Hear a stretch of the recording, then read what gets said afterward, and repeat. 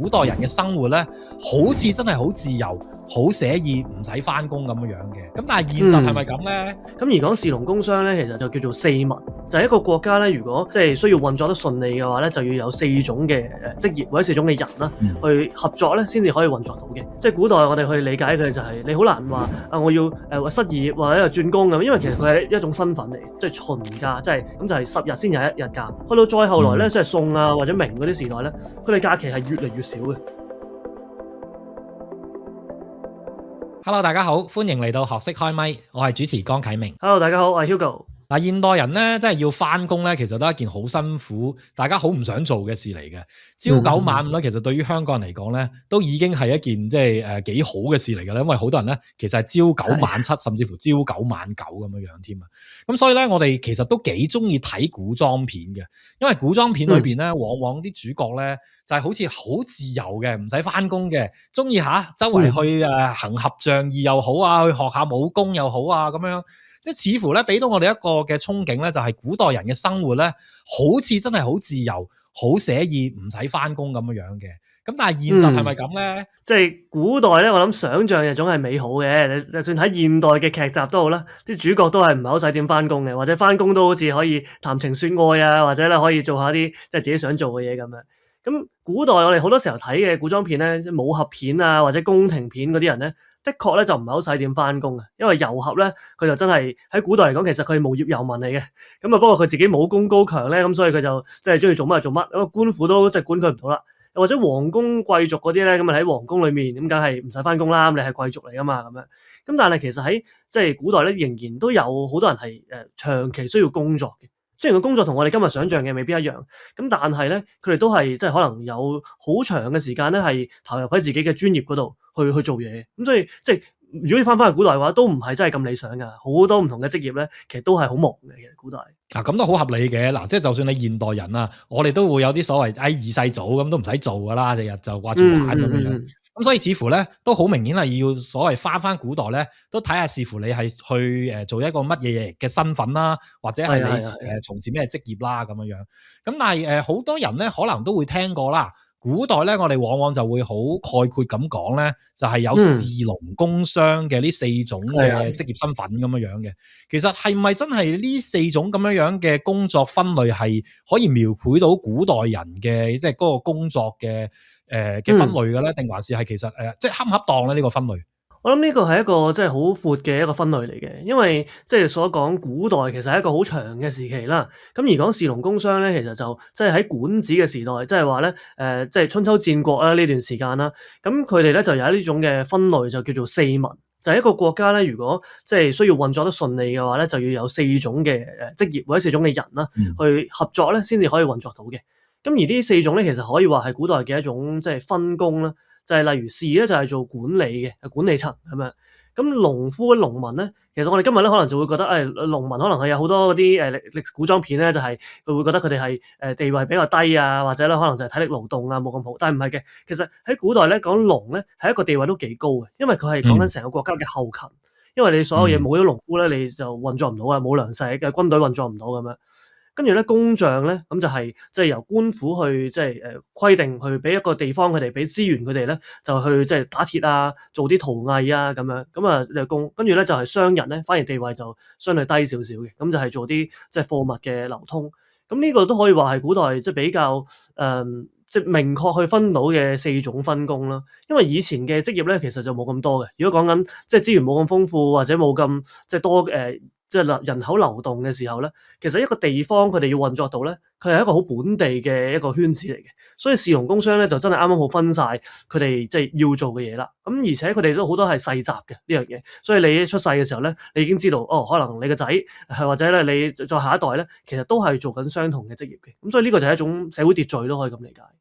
咁所以即係話咧，士農工商都叫做係一個幾恰當去描述古代嘅分類啦，咁樣。咁或者我哋去追埋一個問題啊，咁就係頭先我哋一開頭關心嘅就係究竟古代人使唔使翻工嘅咁樣？咁呢4種行業咧，我唔知應該用行業嚟形容啦嚇，總之4種唔同嘅身份啦。佢哋邊一啲人係要翻工，邊啲人唔使翻工嘅咧？其實我諗頭先即係講嗰個身份嘅位，其實比較形容得準確嘅，因為即係古代我哋去理解佢就係你好難話啊，我要失業或者轉工咁，因為其實佢係一種身份嚟嘅，即係你係一個事做唔到事嘅時候咧，你好難話我轉去做農夫啦，或者我轉去做即係工匠啦。雖然都有呢啲歷史故事嘅，但係少啲嘅，就係你會喪失咗個身份。咁啊，呢四種身份咧，如果我哋比較容易啲去理解嘅話咧，農夫應該係最容易理解嘅。因為農夫基本上咧係冇乜放假嘅時間，起碼唔係我哋今日理解就係你返5日會放2日咁樣，星期6日可以休息下咁，就冇嘅。因為佢係根據嗰個農時去運作嘅，所以你即係春天咁你就播種，跟住秋天要收成，冬天你咪休息咯，因為你個田都冇得喐啦咁樣。咁所以即係佢哋休息嘅時間咧就 group 埋咗，就放寒假咁樣，咁就即係呢個係農夫嗰種嘅運作方式啦。咁不過佢哋都係即係日入而作，日出而作，日入而息咁樣嘅運作方式嘅，所以就即係嗰個時間係跟自然時間啦，可以咁理解。咁而即係工匠咧嗰個模式咧，亦都有啲相似嘅，咁就係即係可以比較固定嘅，因為冇乜同人嘅嗰種交流啊嘛。所以你如果係一個官府去即係限定嘅一啲工匠嘅話咧，你只需要適當嘅時候出現喺個工坊嗰度，然後咧你就即係做你嘅工作，咁然後咧就即係相應嘅時間就可以放工，比較似我哋現代人今日理解嘅返工嘅。咁而商人咧又幾特別嘅。即係開鋪時間咧，喺香港可能好難想像，因為鋪租好貴噶嘛，你梗係租間鋪由朝開到晚啊，最好開埋凌晨咁樣就賺到盡咁啊最好啦咁樣。但係古代商人咧就比較唔係呢種狀況嘅，佢就係固定例如朝頭早咁佢就賣嗰啲乜嘢，可能咧就賣俾啲平民嘅咁樣，跟住可能黃昏嘅時候咧就賣俾貴族嘅。即係有唔同嘅時間咧，就有唔同嘅市集。去到後來少少嘅時候咧，佢哋比較自由去經商，可能去到即係餸啊、糖餸嗰啲時候咧，先至會話即係多啲唔同嘅貨物，多啲唔係淨係買必需品嘅時候咧，佢哋可能可以自己決定啲營業時間。但係如果相對古代啲嘅時候咧，其實就好固定嘅，就係咩時候有啲咩人會有需要買日用品咧，你就出嚟買啦。咁而即係最得意嘅嘢咧，就應該係士啦，即係做官，我哋可以咁理解。佢哋嗰個返工嘅情況咧，即係我唔知大家中意定唔中意啊，但係可以分享下。佢哋唔係朝九晚五嘅，佢哋嘅做法咧，可能大家睇古裝片都有聽過，就係睇過咧，就係話佢哋其實某程度上咧係住喺個 office 嗰度嘅。住喺 office，所以佢哋可以話冇放工時間，即係好似嗰啲包青天嗰啲咁咧，你打鼓咁佢要醒咗出嚟咁衝出嚟咁樣，即係呢種狀況係即係士人可能24小時 on call 㗎咯喎。嗱，佢哋有 official 嘅，喺某程度上，即係可能唔係話講到幾點至幾點啦，但係其實士人咧最主要咧有2段嘅工作時間嘅，即係如果講你係一個即係官員啦，因為我哋講士其實唔一定係官員嘅。你未做到官咧，你都係士人嚟噶嘛，讀書人。咁嗰啲時候咁，梗係冇返工時間啦，因為你自己屋企讀書啫，你都未有職位。有職位之後咧，比較常見咧就可能係朝頭早咧就會有一段係叫做聽字嘅時間，就係即係嗰啲平民百姓啊，真係有啲嘢想要嚟揾你啊，打下鼓啊、鳴冤啊，嗰啲時候咧朝頭早咧就會聽人哋聽人哋講嘢嘅。跟住咧黃昏即係接近黃昏嘅時候咧，3點至5點申時嘅時候咧，又會有一段見下屬啊、見下人嘅時間。其他時間咧，佢哋就比較可以自由安排嘅，咁但係就長期都係留喺個官府度，就冇得走嘅。佢哋可能漢代嘅時候咧，講緊即係有一種休牧嘅制度，就係你返屋企沖個涼，返屋企沖個涼係5日一次嘅，5日可以返屋企沖一次涼。現代人應該頂唔順。係，喂，咁聽落就反而係越高級嘅人咧，嗰個被困於個職場係更加即係犀利喎。聽落就係，即係好似士大夫，你如果做到啦。你就基本上係即係可能未必係會夜晚都真係會有人但係都唔係喎，有陣時睇啲古裝片都會夜晚即係可能會就嚟擊鼓申冤咁係嘛？即係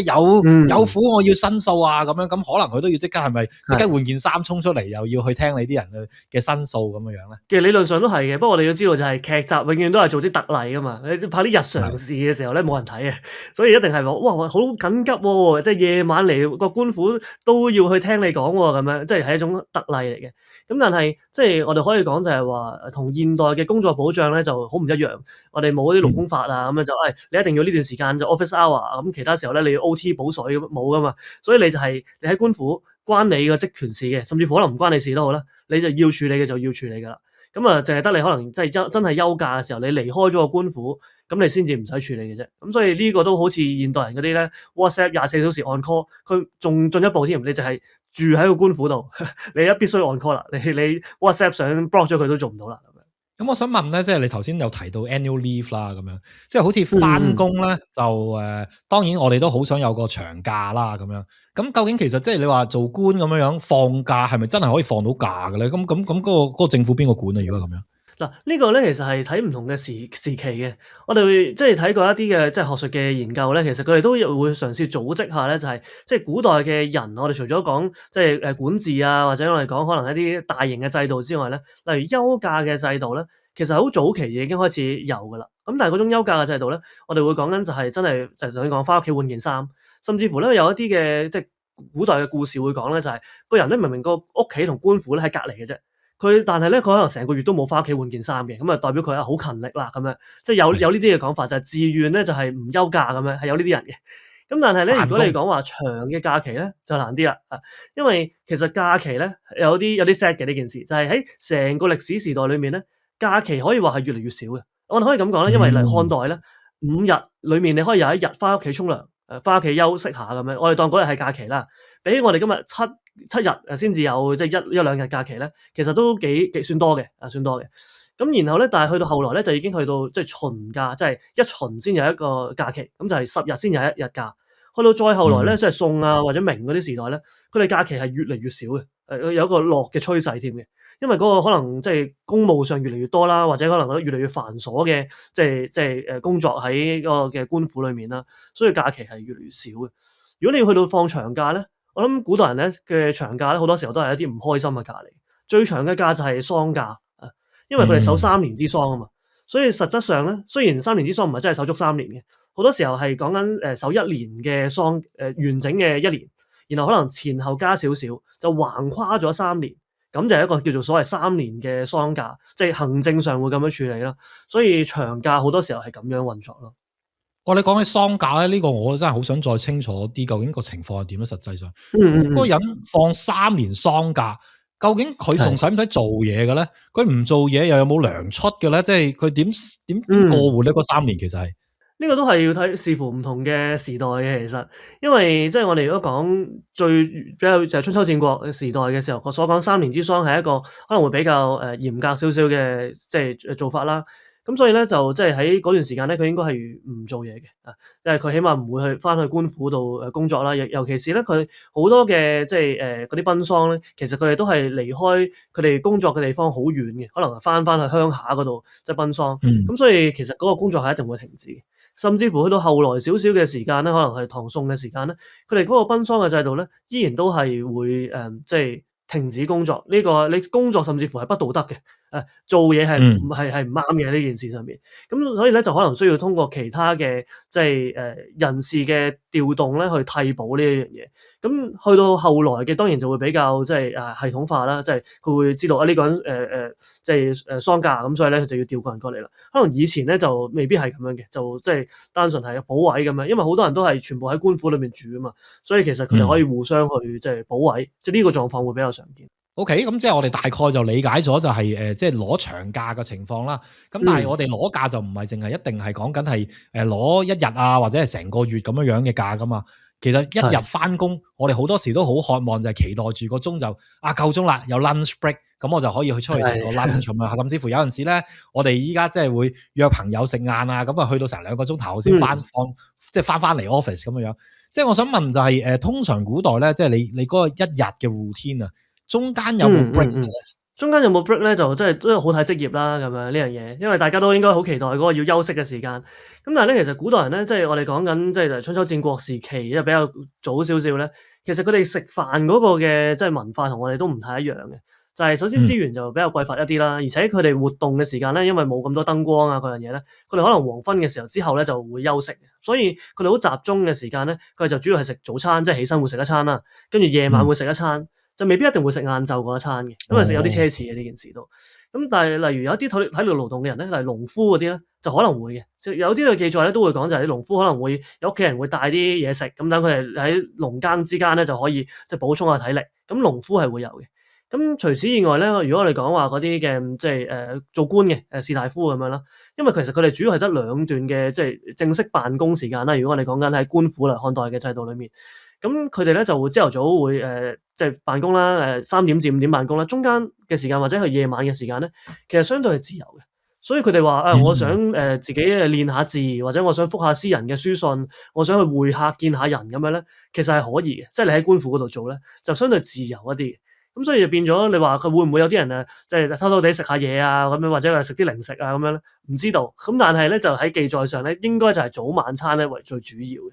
OK，嗱，咁我哋又理解多少少就係佢嗰個放 break，其實就冇乜 break 啦，就呢啲可能係除咗某啲特定嘅時間段咧，先至可能叫做有啲休閒啲嘅時間。咁但係用另外一個角度去問啦，就係我哋現代嘅人打工咧，其實好多工作壓力噶嘛。其實我想知就係喺古代咧嗰個嗱，即係當然我諗比較上貼近現代人翻工咧，就係頭先我哋一直講嘅可能士大夫嘅呢個階層啦。我想問士大夫呢個階層咧，佢哋係有冇工作壓力嘅咧？即係會唔會話好多嘅數要去跑啊？即係大概嗰個考核嘅情況啊，佢會唔會話有競爭係即係話啊？我而家即係會可能俾人炒咗之後失業，咁又要去揾工，即係嗰個工作壓力有幾大嘅咧？其實呢個工作壓力，我諗又係視乎佢係咩時代啦。即係如果你要穿越翻去或者轉生翻去嘅話，你都諗個時代好啲。即係如果我哋講話比較早有記載嘅，例如秦代咁樣，我哋都會成日會聽到好似好苛刻咁噶嘛。即係你要好多 KPI 啊，長城收好未啊咁樣，即係好多徭役嘅制度咧，咁都會即係好似要有好多數要追咁樣。咁但係咧如果我哋睇翻即係秦代嘅一啲竹簡咧，佢記載嗰種嘅模式咧，其實又幾現代化、幾理想嘅。佢係點樣嘅咧？佢就係話咧，你就係喺你嘅職位嗰度咧，你話俾我聽，你呢一年會做到幾多，然後睇下你做唔做到，係你自己可以 set 一個目標，然後咧就即係睇你做唔做到嘅。咁所以咧，如果你比起你 set 嘅目標咧做多好多，其實唔係好嘅；做少好多都唔係好嘅。所以咧就係要 fit 唔 fit 翻咁樣。咁所以如果呢種嘅即係考核模式嘅話咧，就我覺得其實相對現代嘅，相對現代嘅。咁但係去到即係再後來少少咧，如果我哋講話即係第一統嘅帝國，然後咧就即係好多嘅官府嘅職位咧，其實佢係斬得好細嘅，所以就變咗咧每個職位嘅嗰個壓力咧，可能好唔一樣。例如我哋話你係收稅嘅，但係而家旱災咁樣，咁收唔到嗰啲稅咁樣，咁嗰個時候你工作壓力就好大啦。咁但係如果你話係豐年嘅，咁我收稅好輕鬆啫咁樣，所以其實就好睇你嘅即係工作嘅嗰個即係職位咧，會影響到你即係究竟個工作壓力有幾大。因為其實古代嗰個即係我哋雖然叫做士大夫啦，或者叫做即係官員啦，但係其實佢哋嗰個即係跨度係好闊嘅。例如係森林管山林嘅官，或者管稅收嘅官，或者咧可能管軍事管馬嘅官，咁其實佢哋都係因應住嗰個國家嘅即係嗰陣時嘅傾側嘅情況咧，去即係決定你究竟有幾大壓力咯。咁即係好視乎，即係同現代都好相似嘅啫。好視乎間公司究竟係咪賺緊錢啊，定係蝕緊錢咧？咁啊，自然嗰個壓力就大好多啦。如果係蝕緊錢啊，你又好多即係好多上司俾你嘅壓力啊，咁樣吓。如果喺翻古代就睇下個國家嘅經濟環境啊，成個情況係咪打緊仗，咁係咪即係有旱災啊咁諸如此類。咁呢個都比較無論如何喺咩時代都好多閒職嘅都有嘅，即係有嗰啲你嗰啲皇宮子弟啊，或者係嗰啲富二代咧，佢會俾個閒職你。其實你去嗰度咧唔使做嘢嘅，你去遊山玩水啦。嗱，你就係做監察嘅，你就係做乜乜乜嘅咁樣，即係都有呢啲閒職嘅存在嘅。尤其是即係文官制度越嚟越即係發展啊，宋代以後其實就閒職係非常之多啦。係啦，咁就所以其實即係翻工都有陣時都視乎睇你跟咗邊個老細咁樣樣啦，同埋你做咗邊份工咁樣樣啦。即係講起翻工做邊份工咧，我想再追問咧，就係究竟喺古代轉工嘅情況會係點啦？同埋就係我哋而家咧現代人咧，即係尤其是近呢幾年都受到呢一個科技帶嚟嘅一啲嘅壓力咧，係都逼得好緊要噶嘛。即係當一啲嘅即係 AI 出現啦。咁咧就好可能咧就會話威脅我份工咁樣，會唔會俾人炒咁樣？咁所以古代有冇話因為即係工作嘅壓力而失業啦，甚至乎因為技術嘅出現，有啲新嘅技術出現咧，真係會取代咗舊有嘅工作嘅咧？我諗即係轉工呢個概念咧，即係正如我哋開始講士農工商嗰度啦，即係可能係幾個階層或者幾個即係分工嘅模式。佢哋會唔會轉咧？其實都會嘅，即係我哋知道士嘅階層咧，個流動性應該係最高嘅，因為喺春秋戰國以後，即係本身我哋由貴族一路咧去知識去到下放之後咧，咁我哋就好多人可以即係有一種新階層嘅士人啦。你讀咗書識咗字，你就可能由工人變成咗士大夫啦。咁又或者咧，士大夫裏面其實都好闊嘅喎，因為我哋士呢個字咧喺古代最原初嘅意思咧，其實係解武士，因為士係文武雙全嘅需要，唔係淨係話喺官府跟住着晒即係好靚嘅衫，跟住就去見下人咁就得嘅。因為所有嘅士最初咧都係你需要同時打仗啦，同時去即係管理朝政啦，咁所以係一體兩面嘅。咁所以你話所講轉工咧，如果士呢個圈子裏面嘅轉工咧，已經可以轉得好闊㗎啦。即係你由一個即係管馬嘅打仗嘅官，你即係轉去做文職，或者咧轉去森林嗰度咧就管嗰啲即係財富。咁其實已經可以係一個好大嘅即係轉工嘅範疇。咁而另外就係嗰啲士人咧，有時即係會有嗰啲隱居人咧，隱居山林，我哋就歸園田居啦，耕田啦。咁你都可以視為一種轉工嚟嘅，咁你就可以轉翻落去即係耕田啦咁樣。即係呢種嘅流動會容易啲。但係如果你話我係有一個農夫轉成一個嘅工匠，或者工匠轉成一個商人咧，即係都有呢一啲嘅可能性，但係就相對嚟講個流動性會少啲，因為你嘅知識少啲啊嘛，所以變咗你可能認知呢個世界嘅嘢會少啲嘅話咧，你就好難去即係決定改變你一路以嚟祖傳十幾代做緊嘅嘢咧，咁就會難啲咯呢樣嘢。咁嗰個技術上面嘅壓力咧，有冇嘅咧？古代技術上嘅壓力咧，我自己會咁諗嘅，其實同而家個科技嘅壓力咧，好多時候咧都係嚟自於嗰個科技流傳得好快嘅，即係可能有一個科技出現咗嘅時候咧，我哋講緊嚟 AI 咁樣啦，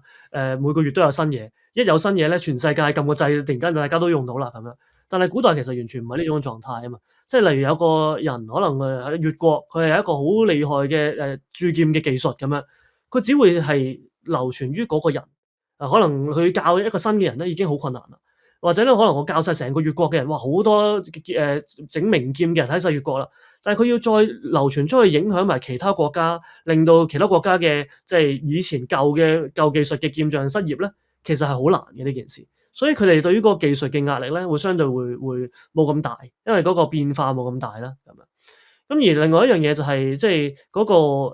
傳承嘅方法咧，佢哋都可能會相對即係收埋嘅，即係所以我哋嚟睇即係春秋戰國當中嚟可能講呢個嘅班門弄斧嘅嗰個魯班啦，或者可能講墨子啦，或者可能係即係列子佢裏面記載嘅一啲故事咧，其實古代有相傳係整到過一啲可能係飛嘅紙鷂可以飛3日3夜嘅。或者咧可能整個機械人出嚟，咁佢係真係可以跳舞嘅咁樣，就好似而家嗰啲 AI 咁樣。但係佢哋整到咁樣嘅，相傳係咁樣啦話。咁啊，但係拆開佢之後咧，原來都係皮革嚟嘅啫。咁嗰個皇帝咧，嗰個君主咧，以為佢係人嚟嘅咁樣，即係有去到呢種嘅。但係佢只會出現一個，只會出現一次，就因為個技術係唔會咁容易普及嘅。去到一種即係真係技術普及嘅，例如鐵器啊，或者可能係某一啲農耕技術嘅普及咧，佢當然真係會影響到嗰個職業嘅生涯嘅。但係好可能只係即係令到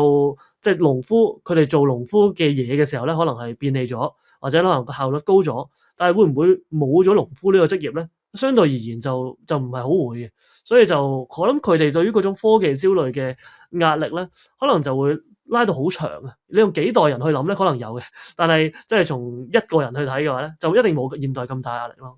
即係我諗，尤其是農夫咧，我諗我哋一般人想象古代嘅農夫咧，都係會比較上係自己塊田咁自己耕田啫，照計就應該冇乜工作壓力㗎。咁但係原來據我所知都其實未必係嘅，係嘛？即係其實農夫咧，古代都有分唔同嘅種類嘅農夫，咁所以有啲可能有工作壓力，有啲就冇工作壓力。可唔可以詳細講少少啊？農夫都係㗎，其實即係我諗呢樣嘢都關乎到就係頭先你講啦，如果自己塊田自己耕，或者咧其實其他職業都係㗎，即係你話工匠我自己喺屋企整陶器打鐵，跟住我攞出去賣，其實你個工作壓力係相對少好多嘅。但係即係我哋講緊即係喺中國嘅古代社會裏面咧，好多時候咧都會有一種氏族嘅勢力咧會興起，我哋可能地方嘅一啲豪強，佢哋可能係已經把握晒所有好多嘅資源啦。咁例如啲田全部都係佢哋嘅，啲人冇田可以耕。然後咧，佢哋租啲田俾人啦，或者可能咧就甚至乎唔係租嘅，我就係即係請你呢個人啦，所謂嚟耕我塊田，耕完之後咧，可能你只係分好少嘅啫。咁咧嗰個可能大部分嘅收成咧都係俾翻嗰個世族嘅咁樣。咁嗰啲咧即係叫做佃農啦，即係叫做係一啲類似係你塊田唔係自己嘅，你係租塊田或者你係幫人打工嘅咧。咁嗰啲就可能會有一啲監工啊，或者有人咧去監住你去做嘢。咁嗰啲嗰個壓力咧，就睇你點睇啦。個壓力就係因為你嗰啲收成唔係你自己啊，當然你可以話咁唔關我事啦，冇壓力啦咁樣。但係亦都係你必須要工作，即係你可能你唔使顧住嗰個成果，但係你就要即係可能定時定候就要出嚟好努力咁去耕田啦咁樣。即係所以兩種唔同嘅壓力咯，我諗就。OK，咁即係聽落都係唔係話個個都可以咁自由自在嘅，都好視乎你究竟有冇即係等於現代嘅啫。你如果自己開一啲都唔自由自在嘅，其實，即係最自由自在係邊種人咧？即係例如唐代王維咁樣咧，即係詩人啦咁樣，佢比較自由自在，點解咧？佢係半官，佢係一半咧係官職嚟嘅，一半咧就隱居山林啊。嗰啲人就比較自由自在，因為你一路有俸祿入嚟，跟住你又可以自己耕下田啊，自己隱居下，咁嗰啲人咧係比較舒服啲。但係如果你全程投入做農田，全程投入做官府咧，其實都唔係太好嘅。可能 slasher 咁可能都係古代係其實好啲嘅。即係多唔多咧？就我想知，即係多唔多呢啲咁樣嘅所謂唔係喺一個制度裏邊去運作嘅自由人咧？我唔知可唔可以咁樣稱呼？自由人其實唔係真係好多嘅，我哋話隱居嘅人，我哋可能會理解佢好似一個自由人啦。但係其實好多時候嗰啲人去隱居嘅目的咧，即係如果佢真係為咗隱居嘅話咧，其實佢就唔會俾你見到啦。我哋歷史上面都唔會記載佢啦。我哋今日記載得落嚟嗰啲隱居人咧，好多時候都係即係一個你隱居出咗名，大家都覺得哇得唔到嘅咧就最好啦。咁所以咧就其實佢目標都係想做官嘅咁樣。所以除非係有即係頭先講嗰種嘅狀況咧，比較多會出現咧，就係其實我好想做官嘅，但係皇帝唔信你，但係佢又唔想殺咗你，咁所以咧就投閒置散嗰種人。咁你可以話佢舒服啲嘅，所以成日被貶官之後，得閒就寫文啊、寫詩啊、柳宗元咁樣去買下地啊，可能遊山玩水啊咁樣。即係有呢種人咧，就我哋今日去睇，如果你淨係諗工作壓力嘅話咧，佢哋工作壓力應該好少嘅。但係因為嗰班人就係佢哋想做官，但係冇得做，想升官又冇得升，咁其實佢哋又唔開心嘅，所以就好多時候係呢種狀況會多啲。我諗呢度都可能同古代嗰個戶籍制度都好有關係啊嘛，係咪？係因為如果你係有戶籍嘅話，咁其實就即係話已經係要報稅啦，即係其實等於我哋現代人咁樣樣吓。咁但係我都知道古代唔同朝代可能都會有一啲情況，就係尤其是可能戰亂啦，就係有好多流民咁啊，即係啲人根本上都唔喺個戶籍度咁樣樣吓。尤其是譬如話三國時代，我知道係好多流民嘅，咁佢哋係正就係令到個政府個國家稅收都少咗好多咁樣樣吓。咁所以個比例都視乎個朝代啦，我諗係嘛？因為我哋有一個好熟悉嘅文章《桃花源記》，其實我哋今日就係會覺得哇，去到桃花源啊，好開心啊！其實嗰班咪就係一班逃稅嘅人咯，喺官府嘅眼中，就係佢哋避開戰亂入咗去啦。跟住點解個官府一個漁夫一出嚟話揾翻太守，太守即刻去揾佢哋，因為佢收稅啊嘛，嗰度又有農田又有各樣嘢，所以避稅你匿埋係可以嘅，但係你一俾人知道咧，哇咁就可能會官府嘅魔爪就伸過嚟，你就要出去交稅，有翻個戶籍啦，咁就危險咯呢件事。OK，係啊，嗱咁啊，講起報稅啊呢啲嘢咧，咁啊最後或者問多問題啦，就當日你搞咁多嘢為乜啫？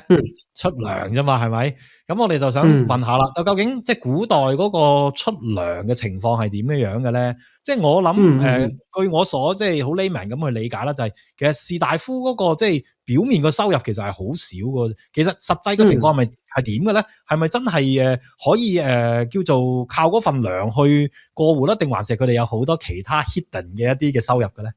咁講到出糧呢樣嘢咧，咁的確都係大家最關心嘅嘢啦，咁樣。咁其實古代咧，我哋講緊呢個即係出糧嘅狀況，佢目的係乜嘢先？其實就係為咗等佢哋有得食飯啊，所以佢哋都會用即係幾多擔嘅一啲食物，即係例如可能講緊可能2桶嘅穀物，咁咧就係俾你呢個官員啦咁樣。所以佢本身都唔係為咗令你致富嘅，即係呢樣嘢。咁所以就佢嗰個嘅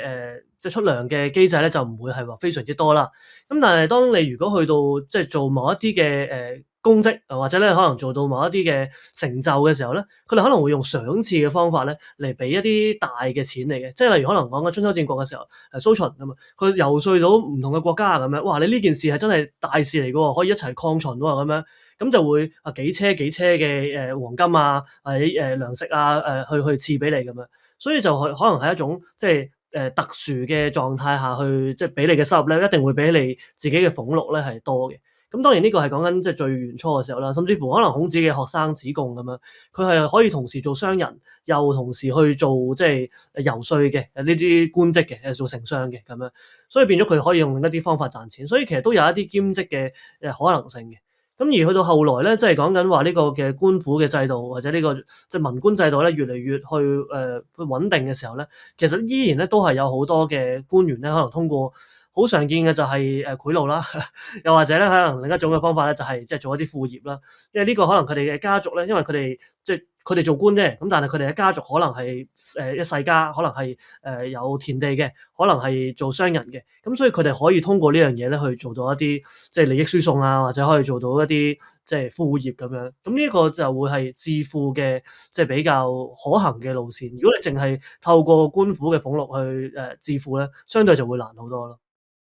咦，咁即係咪話其實古代係容許啲做官嘅人咧，再有副業做生意嘅咧？即係呢個反而好似比較上喺現代嚟講就比較難去咁樣做噶嘛。即係當然背後有冇咁我哋唔知啦。但係就即係咪可以名正言順咁樣話嗱，我又做官，但係咧我屋企繼續搞生意咁，即係嗰個情況大概係點嘅咧？同埋我想問多個問題就係，究竟有幾多官咧？即係會真係會我唔做官啦，我轉翻去做生意。即係嗰個為咗去賺錢嘅嗰個角度去出發嘅話咧，有幾多人係真係咁樣做嘅咧？即係如果比較熟悉嘅，可能即係都係春秋戰國時期嘅。我哋講緊都有幾個即係出名嘅商人咧，佢可能之前都係即係做官，可能白圭啊，或者可能係范蠡啊咁樣。咁佢哋咧就即係可能建功立業已經做完啦，退休嘅時候咧就翻去做商人，係有呢種咁嘅情況嘅，係一種歸隱嘅方法嚟嘅，都係。另一種嘅狀況咧，就真係可能係佢哋戰亂啦，咁所以可能係佢本身係某一個地方嘅貴族，或者係一個即係皇族嘅，咁但係佢離開咗個皇族，變咗平民之後咧，咁佢就用佢嘅知識去即係從商啦，咁即係有呢一種嘅狀況出現。咁而即係我哋會講嘅制度，好多時候都係 keep 住收緊嘅，就好似頭先講放假也好啦，或者我哋講話係咪朝九晚五啊翻工時間嗰啲也好啦，其實係越嚟越緊嘅，即係越嚟越多限制啊，越嚟越少假俾你啊，所以呢一個即係俾唔俾你做兼職啊，或者會唔會審查下你屋企係做啲咩嘢嗰啲職咧，其實都係越後期會越緊嘅，早期咧就會鬆好多，所以嚟子貢做丞相又富可敵國咁樣咧，做商人咧就完全係冇問題嘅，只要你嘅影響力係回饋翻國家，你冇叛國咁樣咧，其實佢都唔會太管理嘅。即係咁樣聽落咧，真係反而係越古代咧，好似聽落係越自由多一啲嘅。即係無論係究竟你做咩工作啊，或者係你總之好似各樣嘢咧，係咪即係翻去最古代咧係好啲咧？其實有冇咁樣即係你會覺得咁樣講啱唔啱咧？我諗又即係以我自己嘅角度去諗嘅話啦，即係如果我哋抽空咗好多即係生活條件嘅嘢嘅話咧，好似都唔錯，因為有少啲規定，少啲嘅限制。咁但係調翻轉就係少啲保障，亦都會存在嘅呢樣嘢。即係你話殺人，或者我哋可能講緊話偷竊，咁呢樣嘢當然係一啲好細，可能大家會知道有問題嘅嘢啦。但係後來例如我哋講緊嚟唐代嘅法律啦，或者明代嘅法律啦，一定係仔細好多、嚴格好多。所以去到春秋戰國或者再古代嘅時間咧，你好似好自由，但係變咗你嗰個生活嘅保障咧，可能好多時候都要靠你自己啦，可能靠一啲武力啦，咁或者可能係嗰個衛生嘅條件啊，嗰樣嘢都係會越嚟越好嘅，喺從嗰個科技去諗。所以如果你單純從返工或者單純從自唔自由嘅呢個角度去諗嘅話咧，越古代的確係越自由嘅，但係相反嚟講，我哋生唔生存到咧，個生存率咧就係低嘅。所以大家如果真係穿越翻古代嘅話咧，如果想安安穩穩嘅話，可能都係即係宋啊、明啊嗰啲會比較接近我哋多啲。起碼你會即係起碼放咗工啊，或者我有啲夜生活啊，可以去娛樂下、聽下歌啊。咁你都會有啊！啲古代即係春秋戰國嗰啲就唔會有呢啲嘢，咁所以即係嗰個生活模式係好唔一樣。雖然都叫做古代，但係我哋今日講嘅內容其實係橫跨咗好多年，所以有好多嘢係唔同嘅時代啦、唔同嘅職業啦，其實都幾唔一樣。係好啊！呢個話題真係未夠喉啊！我覺得咧，我哋下一次咧，或者再同阿 Hugo 去傾傾咧，就係究竟喺唔同朝代嘅時候咧，比較係仔細啲去描述啦。即係今日大概嚟講，我哋有一個比較宏觀嘅概念咧，去了解到就係其實古代人咧都唔係真係好似喺古裝片裏邊咧描述得咁自由自在嘅。係尤其是如果你越近代嘅話咧，可能都係會好似現代人咁。都係要翻工咁樣嚇，咁所以你嘅訴求係咪真係仲係翻工咧？咁就古代人咧，似乎咧都一樣同我哋一樣，係要捱女仔，係要為自己嘅嗰個飯碗咧係去揾食嘅。咁啊，今日傾到呢度啊，我哋下集再見，拜拜，拜拜。